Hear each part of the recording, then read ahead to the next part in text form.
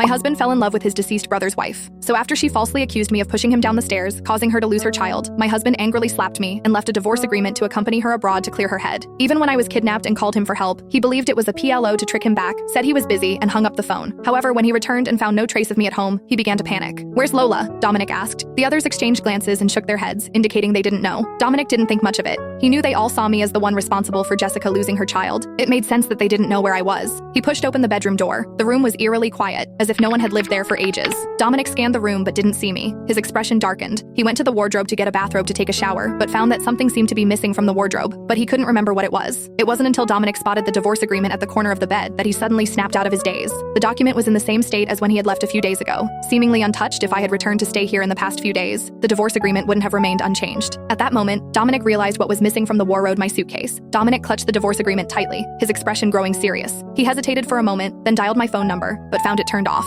He then called a number I had called him 7 days earlier to say I had been kidnapped, but the line remained unanswered. Dominic threw the phone onto the bed, walked into the bathroom. Outside, a clap of thunder split the night sky, illuminating the room as bright as day. "Dominic, I've been kidnapped. Can you come and get me?" "Dominic?" Dominic jolted awake from his dream, his hand reaching out to the empty space beside him. The circulation of the bed weighed heavily on his heart. "Mr. Sinclair? The butler?" Anna opened the door, glancing at the slightly haggard man before hesitating to speak. "The police are here. They say they have news about your wife." Hearing this, Dominic's expression turned icy. He raised his head indifferently. Two police officers approached. Seeing the man sitting behind the desk, they hesitated for a moment, unsure whether to speak. Finally, the older one stepped forward, carefully taking a USB drive from his briefcase and handing it over Mr. Sinclair. "This was anonymously sent to the police station. It may help us find your drive." Dominic's gaze fell on the USB drive, but he remained unmoved and made no move to take it, and it couldn't stand it anymore. She stepped forward, took the drive, and seeing that Dominic didn't stop her, inserted it into the computer's USB port. The video showed a figure standing on the edge of a cliff, someone very familiar. The woman's face was very pale, her hair disheveled and her lips covered in blood. Upon seeing the figure in the video, Dominic's expression suddenly changed. He stood up from his seat. "You can run, but you can't hide. We've been chasing you all night." A man's voice came from the computer. Dominic clenched his fists tightly, then heard another man's voice. "MS Mitchell, we have no quarrel with you. I can let you go. How about this call, Dominic? If he's willing to come and get you, can go." A phone was thrown at the woman's feet. Dominic collapsed into his chair, feeling a sense of suffocation. He watched me pick up the phone from the ground, my fingers covered in blood, and type out the numbers on the screen. "Dominic, I've been kidnapped. Said they'll let me go if you come." My voice mingled with the whispers of the wind drifted up from the computer. Dominic clutched his heart, feeling a sharp pain, as if something important had vanished forever from his life. He looked up and noticed that the video showed me glancing around at the crowd before running toward the edge of the cliff and jumping off. "Laura," Dominic murmured, falling into deep thought. Others might not know what was said in that call, but he did. He said, "I'm busy." Lola. Dominic called out again, but his vision blurred and he collapsed to the ground. 2 years later,